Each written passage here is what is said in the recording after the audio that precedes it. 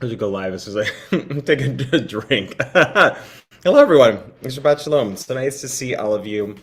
I was just looking out my window right now and thinking how wonderful it is that we are starting to welcome in Shabbat during the golden hour. A major shift from Shabbat of last week when we were welcoming in Shabbat around this time and it was already very dark out. So feeling a little bit a sense of that ray of hope that we get from later sunsets and longer days, which I think is especially important as we begin to emerge from winter and just a nice physical manifestation and reminder in the world around us that things can change, that winters do pass, that things that are dormant now might soon blossom and grow, um, and so too in our lives. Ken Yehi Ratzon, as they say, may it be so. This is also your kind of like 5 second warning to grab some candles if you want to light candles with us, matches or lighter to do that as well. So I might welcome you to join us in candle lighting. But let's begin. Let's begin with a song to welcome in Shabbat. Shalom Aleichem, Malachei Hasharet, Malachei Elyon. Mi Melech, Malachei Hamlachim, Hakadosh Baruch Hu. Boachem l'shalom, Malachei Hashalom, Malachei Elyon. Mi melech malachei hamlachim, Hakadosh Baruch Hu. Barchuni l'shalom, Malachei Hashalom, Malachei Elyon. Mi melech malachei hamlachim, Hakadosh Baruch Hu. Tzeitchem l'shalom, Malachei Hashalom, Malachei Elyon. Mi melech malachei hamlachim, Hakadosh Baruch Hu. So saying welcome, folks. Shabbat Shalom. So nice to see all of you who are joining us, wherever you're joining us from. I'm so excited that tonight we are joined by three guests who are Mishkanites who volunteer with the Progressive Chevra Kadisha. If those words don't mean anything to you, then I definitely want you to stick around and listen to what they have to say as they share a bit more about this really sacred and extremely important work, and about how it's changed them and their relationship to their Judaism. That's going to happen in a little bit. First, we'll welcome in Shabbat with a few songs and blessings with the lighting of candles. And then after we hear from our friends and a bit of a conversation, we'll conclude with time for remembering those who are no longer with us and Kiddush to end our time here together and to launch you into whatever your activity is after this, so that it's a meal or rest or if that Shabbat goodness that you particularly need this week might be. So hopefully you have your candles ready. If you want to grab your lighter or your matches and join me, we'll bring the blessings up onto the screen here.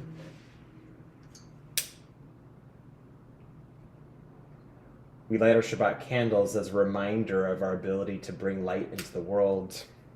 Something I love about the simplicity of the Shabbat candles is how even in their smallness, they still have such a brilliance to them, right? If it was actually dark in this room right now, they would immediately light up the space.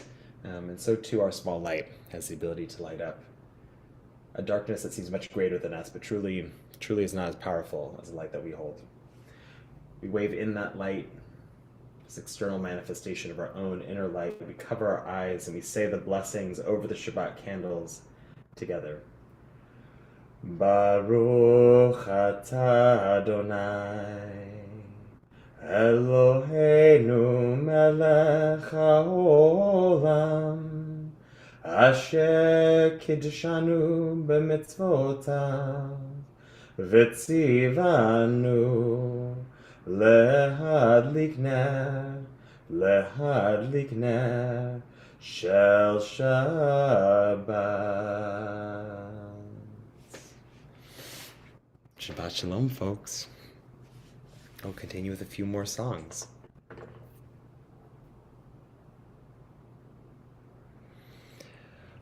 Ana bechoach, bechoach, gedulat yemincha, yemincha. Tatir tzerura, kabel rinatamcha, sagbeinu tarenu nora. Ana bechoach, bechoach, gedulat yemincha, yemincha. Tatir tzerura, kabel rinatamcha, sagveinu tarenu nora. Ana bechoach, gedulat yemincha, tatir tzerura, kabel rinat amecha, sagbeinu tarenu nora. Ana bechoach, gedulat yemincha, tatir tzerura, kabel rinat amecha, sagbeinu tarenu nora. Ay ay ay ay ay ay ay ay ay ay ay ay ay ay ay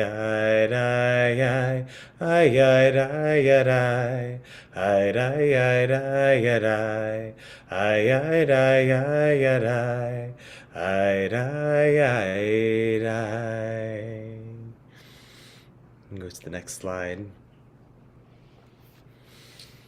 I'm going to welcome in Shabbat with Lecha Dodi.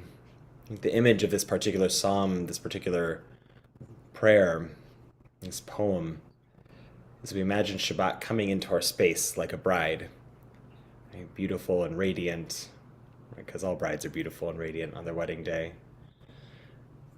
Excited for the future, the possibility of that moment, joyful, grateful to be in this space, surrounded by friends and loved ones, surrounded by love. And I feel like sometimes we externalize that vision, but really, in a sense, that's us as well walking into the space of Shabbat, right? Shabbat is coming in to embrace us with all of those feelings, that goodness, that welcome, that joy, that beauty, that gratitude, that peace, that sense of everything being right in this moment.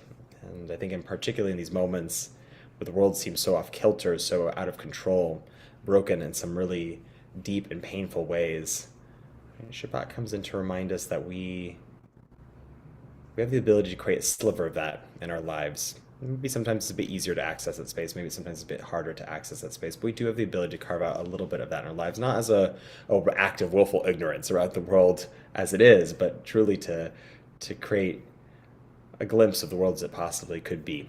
And it's a reorientation toward not only what we're working for, but I believe what we actually truly deserve, and that each of us deserves that peace, that comfort, to be loved, to be held, to be met with joy and gratitude. So imagine not only Shabbat coming into your space with those feelings, but offering you all that as well. And you might want to crack a window or open a door when we get to the last verse and we stand, to just help let it in a little bit easier.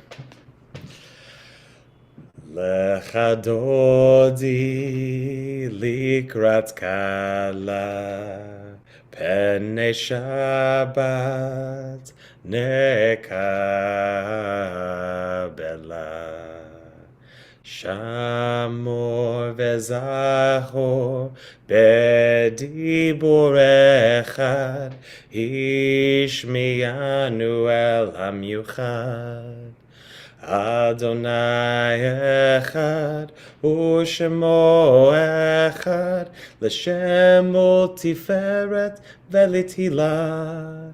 Lecha Dodi likrat kala, Pnei Shabbat nekabela.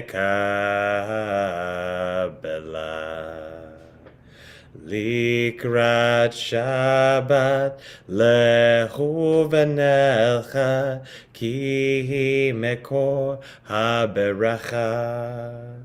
Merosh mikedem nesucha sof ma'aseh b'machshava tchila lecha dodi likrat kala Pnei Shabbat nekabela.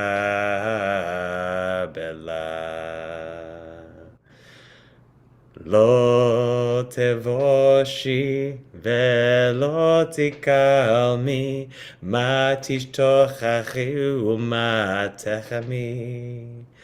Bach Yesu ani ami venivneta ir al tila lecha dodi likrat kala pnei Shabbat nekabela. V'hayu limshisa shosayich v'rachaku kol mevlaich yasis alayich Elohaich kimsos chatan akala lecha dodi likrat kala Pnei Shabbat nekabela. Yamim usmo tifrotzi ve'et Adonai ta'aritzi. Al yadish ben parzi ve'nismecha ve'nagila lecha dodi likrat kala pnei Shabbat nekabela.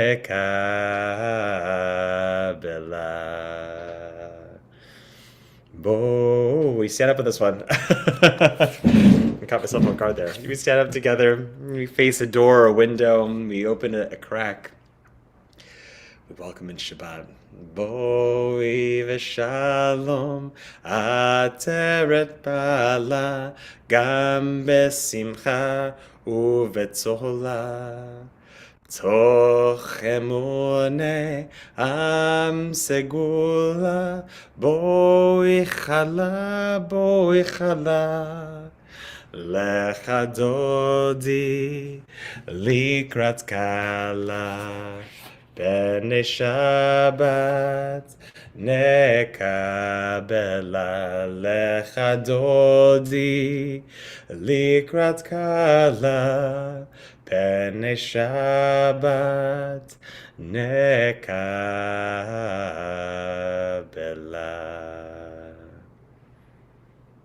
Okay, I think we're ready for our guests to join us. So I'm really excited to welcome John Quinn and Barb Schmidt and Judy Yacker, who are three amazing Mishkanites who volunteer with, help coordinate, bring people to a group of Mishkanites who are part of the Progressive Chevra Kadisha. Now, a Chevra Kadisha, for those who are not familiar with the organization, is a group of individuals who help prepare bodies for burial after a person dies. And this is incredibly sacred work. Actually, for many, many centuries and in many places, these actually operated as secret societies. So that the idea being, right, that this is the kind of work that nobody kind of goes out to be like, oh, look at me, like I'm on the Chevra Kadisha, like I'm Rosh Hashanah, you know. It's actually very humbling and very sacred work and very challenging work sometimes. But I wanted to have these folks join us to share a little bit about why they got involved, what the work has been like, and what they've learned through the process as a way of really raising the profile of this amazing organization of individuals, and also as a way of letting folks know in our community that this practice is available for all of us, either for ourselves or for our loved ones, to begin to think about how we might want our own burial to go, or to be to have conversations with the people in our lives about what they would want and what they would wish as well, and to know that individuals between the time of their death and burial are in very good hands with the progressive Chevra Kadisha.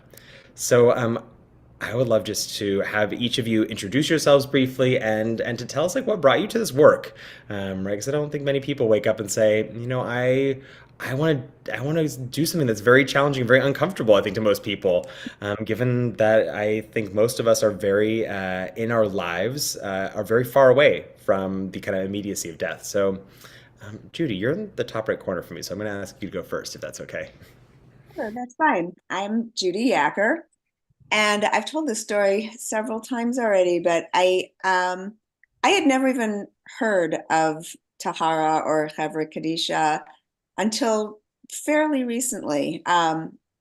Recently being, in the last 8 years. It wasn't until my father died that I learned of it because we were asked if we would like him to receive this service. And when I found out about it, I very much did want for him to have it. The end of his life was marked by a great deal of indignity and struggle and challenge. And the idea that on these final moments on earth, that he would be treated with compassion and loving kindness and honor moved me so much that when the opportunity arose, the training was offered, I I wasn't positive that I wanted to do it. I knew I wanted to, but I wasn't sure I would be able to. But then I did, and it's been a beautiful experience. Thank you, Judy. Barb, would you like to share a little bit about yourself? Sure. I'm Barb Schmidt, and I'm a member of Mishkan. And I first became aware of the PCK actually through you, Rabbi Stephen. You had mentioned it in our Exploring Judaism courses, and it really piqued my curiosity. And this got furthered during my Beit Din. This came up again. So it seemed like we hit a critical mass last summer, and I, along with Judy, got trained in this. I think, John, you were in that training as well last summer. My personal motivation for this is much like Judy has expressed. I have dealt with death of both of my parents and multiple family members, and I had the amazing opportunity to actually be present at the death of my brother-in-law and my mother, and there was something profound in those moments. And I decided that this is just something that I was called for. I have a deep sense of commitment to bringing comfort to the mourning and acting with reverence and respect for their loved ones. And I feel like everything we do in the room and in preparing the bodies is with the aim of treating the deceased with dignity and carrying out their wishes for their Jewish death rituals. And I feel like we honor the legacy established by the Hever Kadishas over the millennia, as you've alluded to. So for me, it really just feels like an extension of myself. And I feel like a found part of me. Beautiful. I want to highlight actually, since both of you are sharing kind of your personal experience with death, one of the particular features of the Hever Kadisha is that it is a volunteer group of individuals who are, the custom is not related to the individual who's deceased, right? It's actually, in some ways, trusting others in your community with the care of your loved one, and also not asking an individual who is in acute mourning, right, to take on, right, to take on that task themselves at a moment when that might be really challenging.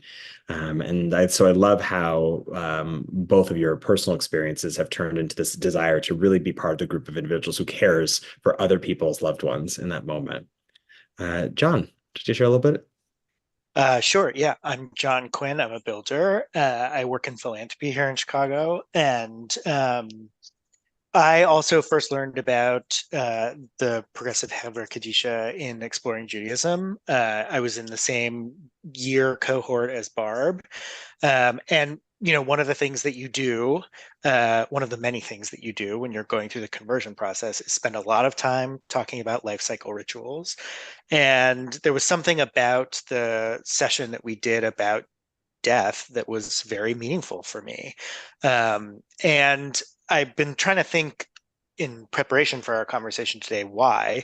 Well, I think one reason is because it's a kind of intimidating, scary concept. And there's something very structured about the way that our tradition teaches us to engage with it, and a set of practices and tools that aren't necessarily designed to make it easier, but are designed to make it doable and workable, and something that you like, a set of instructions that you can follow that make it possible for you to get through that experience.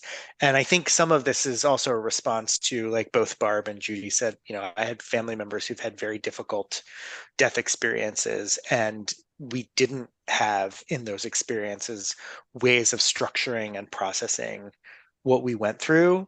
There was no map that we used, or at least none that we used, and this created one for me. And kind of like Barb said, I like this idea that there's just a group of people that show up and they take care of it.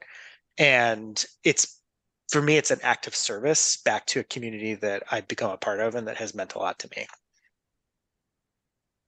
Thank you for sharing. So the process that happens is once the deceased arrives at a funeral home, usually, right, they call upon the PCK to have volunteers arrive, and the preparation process, which involves, right, tahara means purification, which is done with water, right? It's washing the body in a very gentle and loving, but also very intimate way. It's a very hands-on process, reciting psalms and prayers, and then dressing, right, drying and dressing the body in a variety of traditional linen garments before placing it in the casket.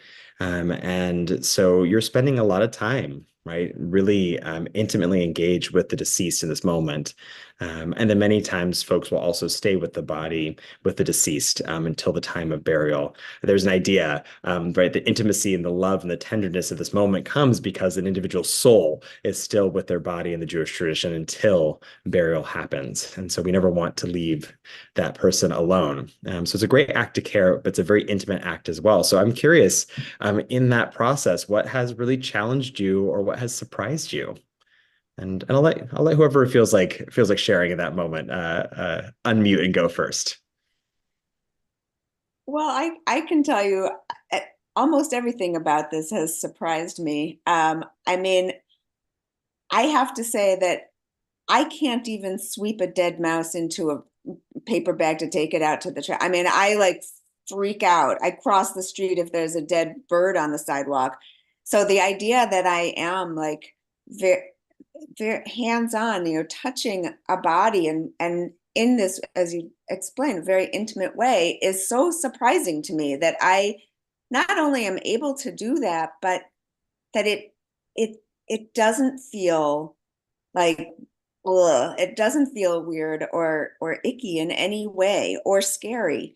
It is so beautiful and so sacred, and the preparation for the team, it is a team of people who do this. It's not you're not one-on-one with the person. There's a team of you and there's the leader, and you start with some prayers, and you ask for forgiveness if you accidentally do something to dishonor or harm the meta, the body, the person.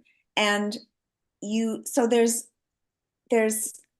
you ease into it, and I think the first touch for me is a little shocking because the person is very cold, and that is a little shocking to me.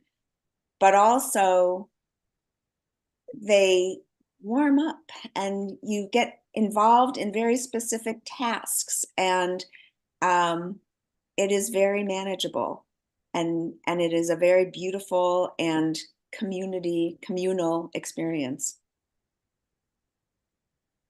No, thank you for sharing that, and I really appreciate your honesty. That is, you are handling a deceased individual, and that is not the same as interacting with somebody as they're alive, but there's still such a beautiful kind of tenderness and care that goes into it. And really also highlighting the value of kavod hamet, right? It's the guiding principle of all of our preparation and burial practices is to honor the deceased in that moment. And so there is a sense of even asking forgiveness of like, oh, if I do something right that isn't exactly the way it should be done, it's not intentional, it's not me trying to disrespect, but really showing up and doing your best. I don't know, anything else, John or Barb, that you want to share about what's challenged you or surprised you? Yeah, I can agree with Judy. The the very first Tahara that I was involved in, I had been thinking about this and trying to remember all the training, and there was a moment when I put my hands on the person to hold their head, and the shock of the cold against my hands just brought me exactly into that moment. The preparation for donning all of the gear that we wear to protect ourselves, and it's a really humbling experience. I'm always left with how amazing the teams come together, how we work together, and we're there. We're just there with the person, and it's so incredibly humbling, even down to the sessions that we have afterward, where we have the opportunity for feedback and to express ourselves afterward, the decompression. I just really appreciate that. And there's a moment in the ritual where we hold a sheet over the person, and it's as if we're holding a chuppah. And I really quite love the beauty of that moment. There's a beauty associated with this work that I really appreciate. Yeah, I guess I would just add, I think what surprised me was how not intimidating and not hard it was when I did it the first time, because there's a lot of, the training is clear and straightforward, and also, it's very easy to imagine that you could make a mistake, and you're in it, but you're in a team of people, and there are people there who've done it before, and there's a pretty clear path for you to do everything. And might sound kind of strange, but it does have this feeling almost of like the team in a heist movie, like getting together again, right? You all come from different places, and you don't necessarily know everybody, but you have a job that you have to do, and you're there to do that job together, and it's a serious one. And I think maybe the challenging thing for me is when you are in that moment that Barb and Judy talked about is, this is a person that you don't know, and they lived an entire life, and there's a whole story there that you're really never gonna know. And that's the kind of feeling that sticks with me, that remains challenging afterward, but it also feels like a great honor. I love how you're all highlighting too, really, that you're not just um, present in creating space for the deceased individual, you're also actually present in creating space for each other, right? From the preparation, the prayers before, to the direction of the leader and the assisting each other in different tasks. I mean, even holding up the sheet like a chuppah requires multiple hands. I know the washing process too, when you move the deceased, right, also requires multiple hands and a gentleness and a care, and then coming together afterwards, I think, for sharing, for feedback, for lifting each other up is really, really beautiful, and it brings a lot of joy for me to hear that as well. To know that each of you is also held in that space, and so if a person is thinking and really nervous about maybe joining, to know, right, that there's actually a team of people there to hold them through the process, and that there's a safety there. I think it's really beautiful. So I'm really curious how your sense of yourself or being Jewish has changed through this work.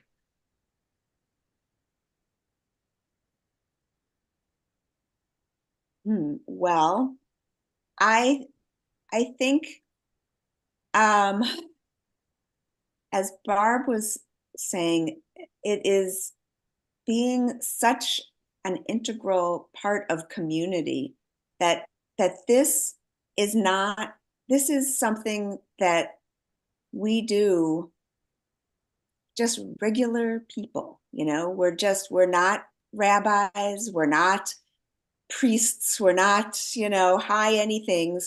We're just community members supporting other community members. And it's one of the things that I always loved about, it sounds weird, loved about Jewish funerals, but that ritual of shoveling a shovel of dirt onto, into the grave, because we bury our own, we take care of our own, and we lift up our community and we take care of our community from the beginning to the end. And that, at this time in my life in particular, I'm, more at that end. I'm not bringing life into this world, but I can support that journey as part of community. It makes me feel very, very connected, and in a very holy spiritual way. Thank you. I think what came to mind, it's a strange term to use maybe as well, but and I say this actually as somebody who also enjoys funerals. I mean, they're sad, of course, because we've lost somebody. There's some funerals that are very tragic, because we've lost somebody much too soon. But death does come for us all, and eventually we will each have our own funeral. And in the Jewish tradition, we don't outsource that, I think is what I'm hearing you say. Right? We are hands-on in the preparation of the individual for burial, and we're hands-on in the burial itself, right? Each individual who attends a funeral participates in helping bury that person and to create this memorial for them. And then too, I think in the communal and spiritual sense, each becomes a memorial, right? A living memorial by sharing stories and listening to stories. And so absolutely, thank you. Barbara, John, did you have something to add? Yeah, I was going to tag along with what Judy had said. I'm new-ish to Judaism, and I have found that this is a wonderful way that I can show up for my community. Rabbi Lizzie had a couple of things that she said, and I'm going to paraphrase here. One of them is you can't stop bad from happening in your life, but you can choose the people you want to go through it with. And the second one is, how do you show up for the people in your life? And this is just one way that I feel like I can show up and give back, and I can add to the continuance of this sacred work that's been done over the generations. And one of the things that I really love about the PCK is we are adapting the rituals. While honoring them, we're adapting them for today's modern times and, gender identities and stuff that historically haven't been addressed. So I really like, and I'm excited about the work that's happening there. Mm-hmm. I'm very thankful to be able to do this work. We're grateful for all of you for doing this work, and I just want to lift up something that Barb was saying about the essential nature of the PCK is both so that progressive Jewish communities in Chicago have access to this very old and very beautiful ritual, but also so that individuals who might not have more of a comfort or even be discouraged from accessing more traditional spaces can also feel comfortable and feel like they belong as part of this particular ritual moment in our lives. And so the PCK has been an amazing source of rethinking and reshaping traditional ritual to meet people of different gender expressions and identities, and how we might be more inclusive and more expansive I think it feels like a very Mishkan project in a sense, right? Taking the traditional and having a sense of reverent irreverence as it comes to making it more dynamic, more alive, which I think is actually at the core of our tradition, right? To this continuous state of flux and growing and learning and adapting that is in itself maybe the oldest tradition of Judaism, right? Can I add something? Yeah, so please, John, go ahead. Yeah.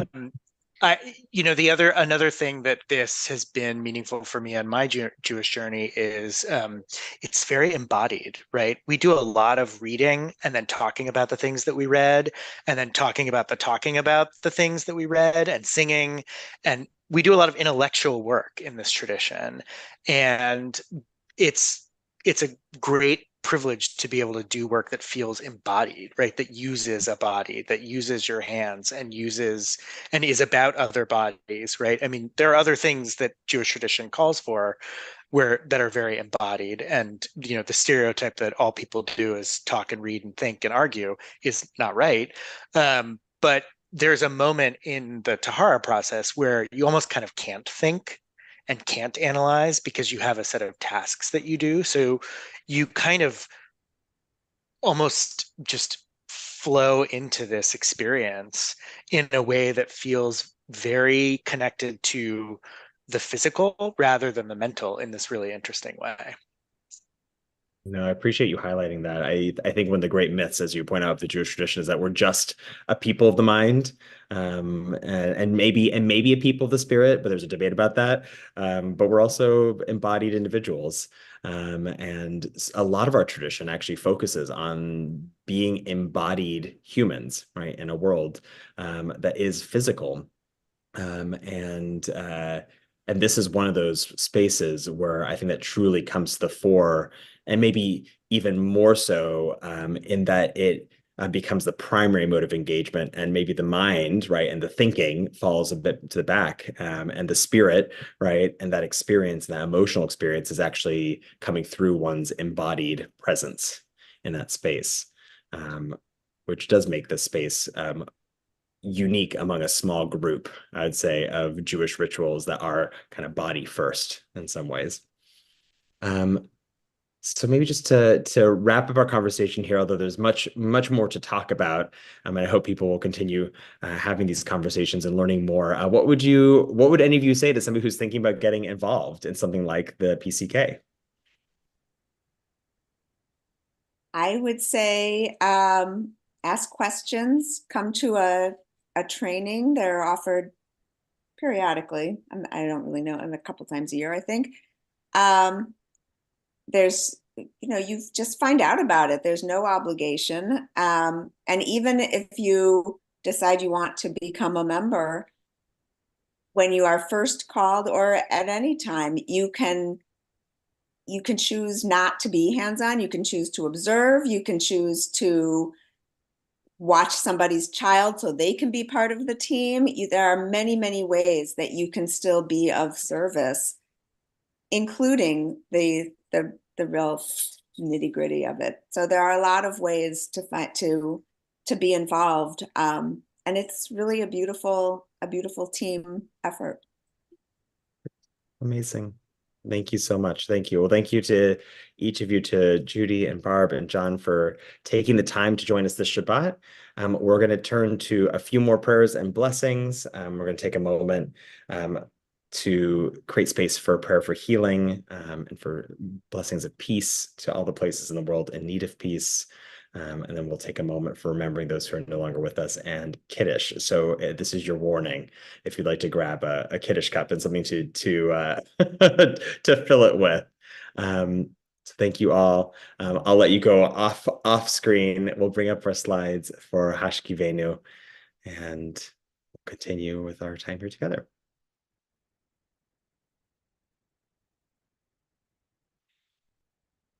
And so we take a moment to think of those in need of healing, whether it's of mind, of body, or of spirit. We think of all those in need of a shelter of peace here in this city, this country, around the world.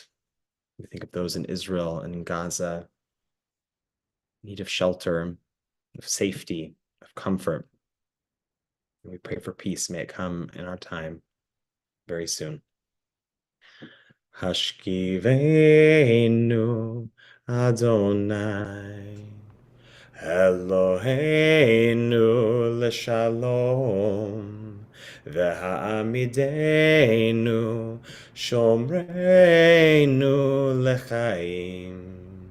l'chaim hashkivenu Adonai Eloheinu l'shalom v'ha'amidenu shomreinu l'chaim ufros aleinu sukat shalomecha ufros aleinu sukat shalomecha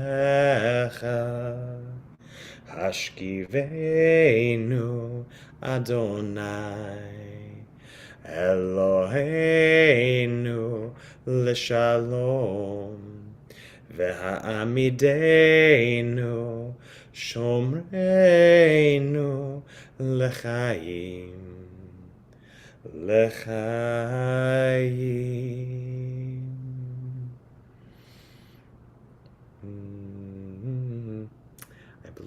we are on to, what's next on the slides?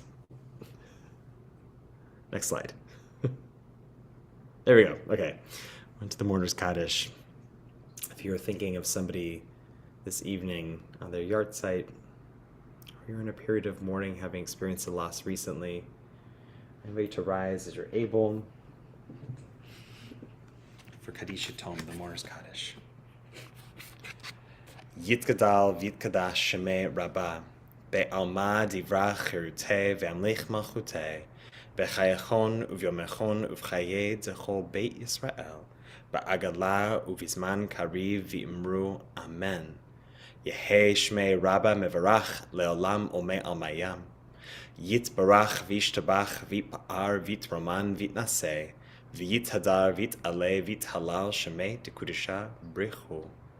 La'ela mikol birchata v'shirata, tushbechata v'nechamata, da'amiran be'alma v'imru Amen. Yehei shlama Rabbah min shemaya, v'chaim aleinu ve'al kol Yisrael v'imru Amen. Oseh shalom birmamav, hu yaseh shalom, aleinu ve'al kol Yisrael ve'al kol yoshvei tevel v'imru Amen. Yehi zichronam livracha, may all of their memories be for a blessing. Is it Kiddush time? No, it's peacetime. Peacetime first. Oseh shalom bimromav, hu ya'aseh shalom aleinu, ve'al kol Yisrael, ve'al kol yoshvei tevel, ve'imru, imru, Amen. Ayadadayadayadayadayadayadai. Ayadadayadayadayadayadai.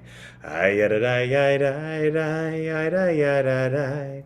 Ayadadayadayadayadai. Oseh shalom bimromav, hu ya'aseh shalom aleinu, ve'al kol Yisrael, ve'al kol yoshvei tevel, ve'imru, imru, Amen. Okay, now I believe it's Kiddush time. There you go. So if you have your glass of wine or of grape juice or whatever refreshment you have on hand, I need so. We raise it together. Vayer vayvoker yom hashishi, vayechulu hashamayim v'haaretz v'chol tzavam, vayachal Elohim bayom hashvi'i melachto asher asa, vayishbot bayom hashvi'i mikol melachto asher asa, vayivarech Elohim et yom hashvi'i, vaykadesh oto, ki vo shavat mikol melachto asher bara Elohim la'asot.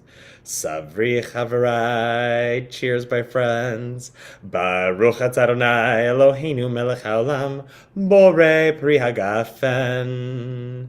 Baruch atah Adonai Eloheinu melech haolam, asher kiddushanu mitzvotav v'ratzavanu, v'shabbat kodsho be'ahava uvratzon hinchilanu, zikaron lema'aseh v'reshit.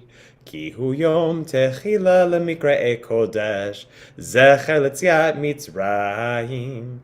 Ki vanu v'acharta, ve'otanu kidashta, im kol ha'amim, v'shabbat kodshecha, be'ahava uvratzon, hinchaltanu.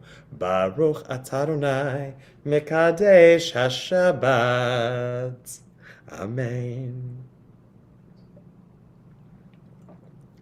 Shabbat Shalom, everyone. Thanks for joining us this evening. It's been so nice spending this time with you. Thank you again to Judy, to John, to Barb, members of the PCK, the Progressive Hevra Kadisha, and also fabulous Mishkanites for taking the time to join us tonight and share their experiences. I hope you all have a wonderful, wonderful rest of your Shabbat, and I'll see some of you tomorrow morning for services with the Mishkan headquarters and or online. See you then. Take care, folks.